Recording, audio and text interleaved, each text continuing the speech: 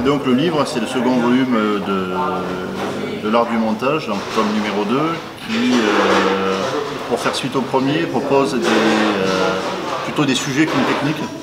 Puisque dans le premier ouvrage, on aborde plutôt la technique, la technologie, la mise au point des couvertures, les soudures, etc., la construction. Et là, c'est plutôt destiné à fournir des idées. Donc il y a 100 sujets qui sont traités.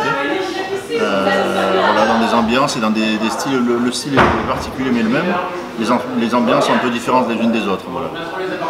Donc il y a une partie qui concerne le voyage, une partie qui concerne les arts, la musique, la peinture, une partie qui concerne le Japon en fin d'ouvrage. Voilà.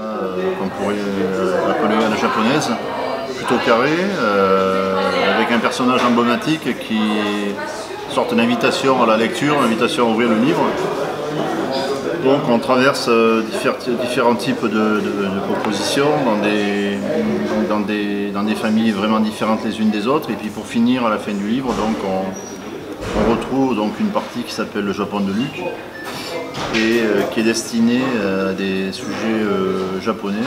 Bon, le Japon est un pays qui m'a beaucoup marqué, pour y avoir été plusieurs fois. Donc 3 personnages emblématiques qui sont traités. Maiko, donc une apprentie geisha, qui est vraiment la partie éternelle du Japon. Bushido, donc ce fameux samouraï rouge.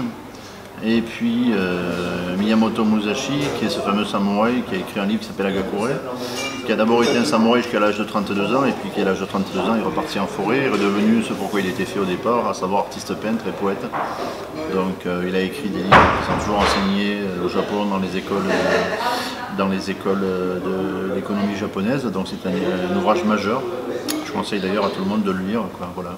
Donc c'est vraiment un livre qui est traité un peu à la japonaise, tant par la texture du papier, la main du papier, un papier assez mat, pas trop de lumière sur les sujets, etc.